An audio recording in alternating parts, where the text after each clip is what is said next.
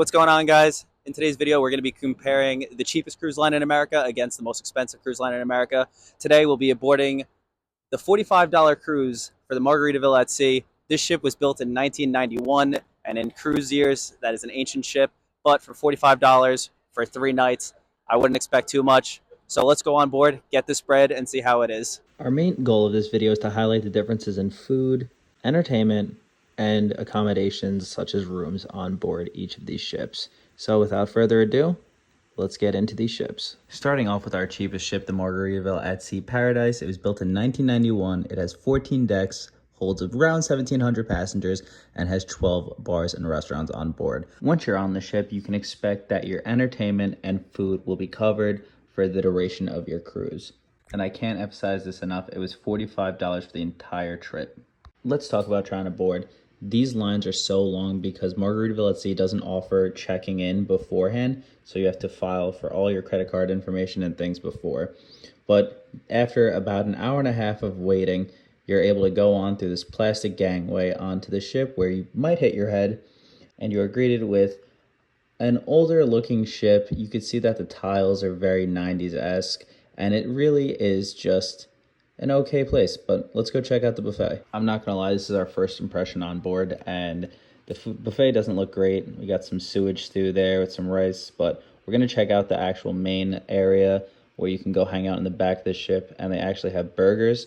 So we're gonna get a burger, have a drink, and we'll give you a review of what we think of for the food for our first meal. Alright guys, so we're at the 5 o'clock somewhere bar that has a burger restaurant attached to it. The woman who checked us in said this was a really good burger, so we're about to dive in and see how it compares. The toppings bar was also lit. This is a thick patty. Yeah, the burgers do look good. It tastes like a homemade burger, like something you'd have at like a grill. I don't know if it's like a frozen homemade burger or like a fresh one, but... Alright, so our first meal on board was nothing spectacular. Honestly, it tasted just like a frozen patty with a little bit of seasoning on it, but really kind of subpar. And then don't get me started with the buffet. It was honestly a terrible representation of what a cruise should offer, especially for the first day on board. But cruises are known for having fun, and honestly, the next part of the day made up completely for the really bad food, and that was the partying.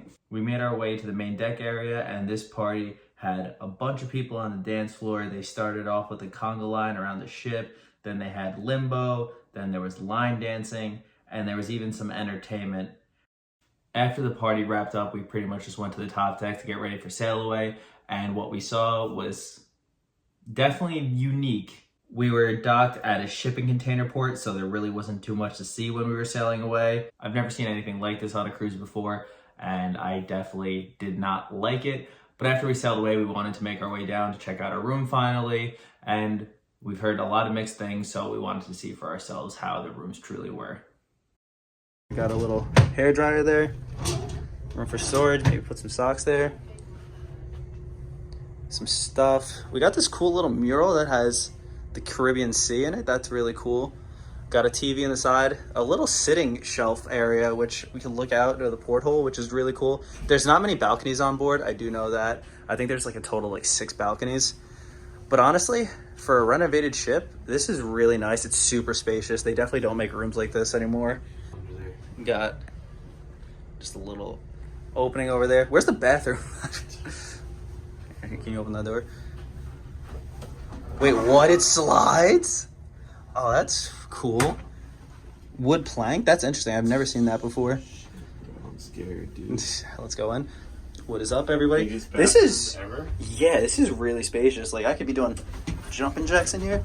This is really cool. It's a little small shower. The shower is not huge. And there's also a gaping hole down there. Oh, jeez, oh, man. That's what she said, or that's what he said, I guess. But this is a huge bathroom. I am really happy with this. We'll do a little blacklight test, and we'll switch that over right now to see how clean the room is. Welcome to Margaritaville at Sea. You know, the ship that everyone says disgusting. We're about to do the black light test, so we're going 0 dark 30 in 3, 2, 1. Let's go. I didn't think that was gonna work. Did that look cool? So cool. Keep going. Keep going. Okay, so we kind of started tearing the bed apart, and then there was an announcement, so we wanted to restart this, but it looks pretty good. I feel comfortable laying. Well, TV's meant to be disgusting, right? Honestly, though, there's nothing on the pillows. The bed sheets don't have any stains. On the Floors are clean. floors are pretty clean. Floors are clean. Overall, again, for 45 bucks, I feel like this is a good testament of it's a cruise line still at the end of the day, and they have to make their customers happy. Now, Kyle, does it count that he was just in here cleaning? I mean, yeah, it's like, I think so. I mean, right? that just means they actually care then. Besides for our bathroom smelling like horse manure, not bad. I'm feeling pretty good. Yeah, we'll do a full review because this room definitely does have its quirks, but for the size of it and for the price and for how clean it is, I'm pleasantly surprised. Honestly, the outlet situation in the room was terrible. We had to prop up our clothes under our chargers to make sure they would stay in the wall because they would constantly fall out. But the room itself was extremely clean, which we were super thankful for. And the only real drawback was the room did smell like sewage the minute we started moving, and it came out of that hole in the shower. So who would have guessed it? A giant hole would lead to a terrible smell. But then we checked out the main dining room, and honestly, this really surprised me. There was a bunch of modern light fixtures, pretty napkins, and overall, there were really nice aesthetics. So the food itself was pretty good. All right, so I was between gumbo and jambalaya for an entree and appetizer. I love Cajun food, so I decided, because you $7 for an extra or for an extra app and for an extra entree, and I'm just like, I want to keep this affordable today. So I ended up starting with the gumbo, and this looks really good. There's 4 shrimp with a little bit of a broth and some rice.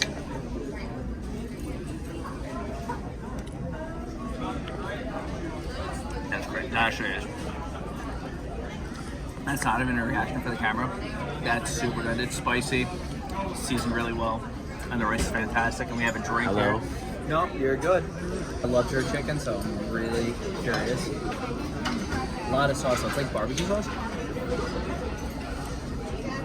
It's like a barbecue chicken more than jerk. It has a nice flavor though. Yeah, it's barbecue. It like tastes barbecue. Sweet Baby Ray's I'm getting. But honestly, tender chicken, a little juicy, but for like a main dining room kind of experience, really good. This is really tasty. I highly recommend getting the jerk chicken in the main dining room. And I have to say again, we paid $45 a person for this. So honestly, my expectations were super low for all the complimentary food. This definitely exceeds expectations without a doubt. For dessert, we got an Entenmann's brownie, basically with some ice cream. It was fine, nothing crazy though. But afterwards, we definitely wanted to go check out a show, and the entertainment was kind of terrible. It was kind of just watching like your high school talent show with a cool LED screen in the background, but disappointing overall.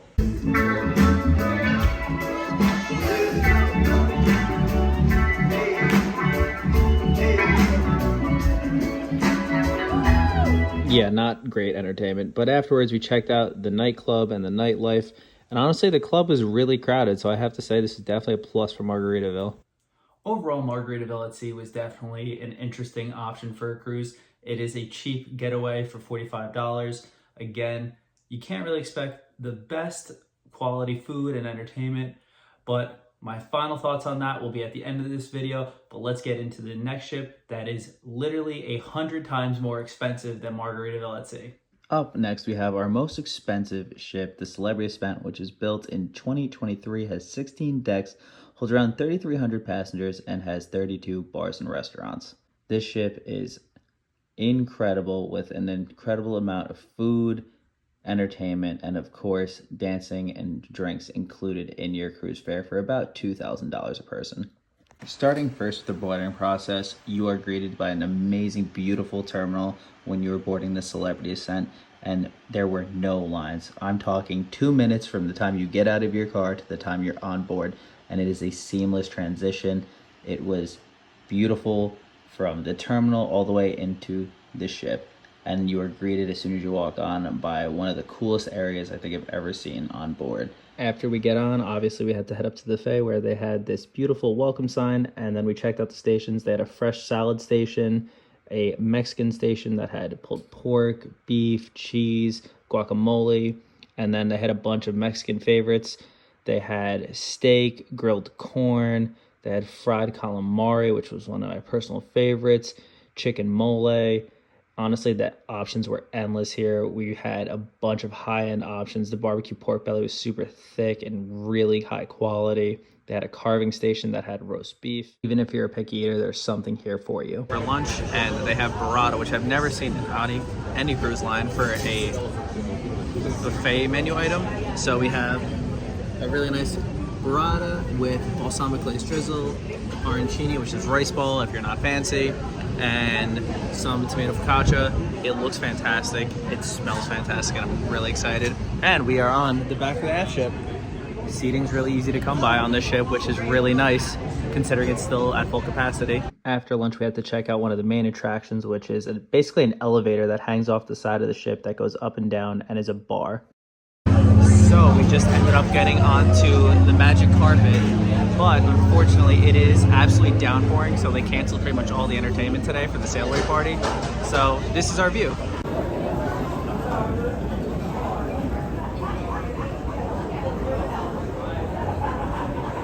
Sailing away was a little bit of a letdown, but we can't control the weather. Afterwards, we wanted to head down and check out our room, which is a state-of-the-art room. Little first look. Oh, it's nice. Okay. All right. We got a king size bed. This is actually a king size bed. I know some people put folds together and call it a king. This is actually a king size. Got a little seating area, and because we wanted to keep it comparable, we have a portal window, which is nice. Also, can we talk about the bathroom? There's this beautiful marble wall and floors, and it's just so spacious and modern. It's honestly one of the prettiest bathrooms I've ever seen in a hotel, and they have these cool features like being able to control the temperature and lights from your phone. All right, the only part that we really care about being clean is the bed, so here we go. Looking pretty clean. Let's see. Nope. All the pillows looking good. What is that? Hold on. Wait. Nope. No, that looks pretty good. All right. Floor, just to see. Anywhere we're walking, looking gross. No, all things considered, beautiful. We did start putting out our clothes for the rest of the cruise, but in regards to blacklight, passes the test, looks pretty clean. After checking out our room, we did the most important thing, which was go check out the martini bar. This martini bar specializes in high-end martinis, and just check out my facial reaction. While we were just sitting there enjoying a cocktail, they had endless entertainment. We had this woman doing acrobatics. The bartender started to juggle and put on a show. They poured like 20 martinis in a row. It was truly incredible. But after that, it was time to head upstairs and finally go get what we've been promised was some of the best food on any cruise line ever. So we headed into the Cyprus restaurant, and let me tell you, the food was incredible. They served lobster, filet mignon, beef Wellington, mushroom risotto with truffle, and then some sort of pasta that was to die for. You had appetizers like French onion soup that was super cheesy. Honestly, all of the entrees were incredible. They had gnocchi, they had oxtail, they had steak, they had chicken parm. Realistically, there was just something fantastic, and it was all super tender. I'm talking about using a fork to cut through your food, which is incredible. The best part of this main dining room experience, it was unlimited. If you wanted 15 appetizers, if you wanted 10 entrees, you could have it, no additional fee, unlike Margaritaville that made you pay $7 for each additional dish that you had. So this wins clearly. After dinner, we went to the bathroom to wash up, and we're greeted with these hand towels, not paper towels, but real hand towels, which was awesome. And then we wanted to explore the ship, so we checked out the back bar, which has incredible views of the ocean, and made our way around just to see cool other things like this pool that's over the side of the ship, and this giant Jumbotron TV in this garden that has all real plants. And of course, we had to check out the two-story bar before we headed out and watched the show for this evening. The theater is absolutely incredible. It could fit like 2,000 people and has this amazing LED screen that's not quite 360 degrees, but is really huge compared to Margaritaville, especially. And they had acrobatics, they had light shows, they had an incredible amount of people working these productions, and it was truly an incredible experience. Just the visuals from the show alone were something that was absolutely breathtaking. And after that, we had to go check out the nightlife, which Celebrity isn't known for, but we definitely weren't disappointed when we headed out and checked out the silent disco.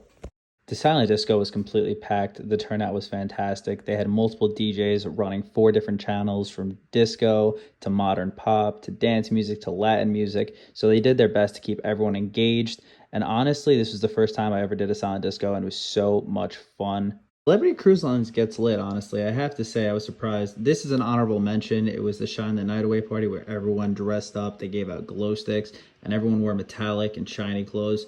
Truly a really great party, too. So quick rapid fire, just comparing apples to apples. The buffet on the Celebrity Ascent had endless options like we went over, and the buffet on Margaritaville literally only had 10 options for the entire lunch period. The burger on the Celebrity Ascent was one of the biggest, juiciest, like 1 pound burgers I've ever had compared to Margaritaville's little meat puck. The pool on Margaritaville is pitiful compared to the pool on the Celebrity Ascent, which can easily fit a couple hundred people if it needed to. And overall, just the aesthetic of the ships. I mean, the Celebrity Ascent was so well maintained. There was someone working at all times, whereas Margaritaville had everything falling apart. So this video was made to highlight the differences between a really cheap cruise line and a super high-end cruise line. And I have to say, it is really a night and day comparison. I feel like the video didn't do it fully justice because we only recorded 1 day on each ship. But if you look at the Celebrity Ascent, the areas on board the Celebrity Ascent, we didn't even get into some of them in this video because there were just so many different sections. It truly is a one-of-a-kind experience. The service from beginning to end was absolutely impeccable. And I have to say, even though it's 100 times more than what we paid for Margaritaville at Sea, I would pay it time and time again. I don't think this is one that you do every couple months. I think this is a really nice special occasion cruise if you can afford it. There are some people who we spoke with on board who would do it quite frequently, but that's probably because they're in a different tax bracket than I am. But overall, I have to say Celebrity Ascent was incredible, and Margaritaville at Sea, I wouldn't call it a disappointment, but you definitely get what you pay for. And in this video, that is definitely what I'm trying to tell you guys. But the only way to see for yourselves is to go on it yourself if you are interested. I'm not going to sell you anything. We have nothing to gain from this video, just to share our pure information that we've learned hands-on. And hopefully you found something of value. Thank you guys so much for watching. Please be sure to subscribe because we are trying to get to 10,000 subscribers by the end of this year. And it means the world to us for those who have subscribed. Thank you guys. See you in the next one. Take it easy. Peace.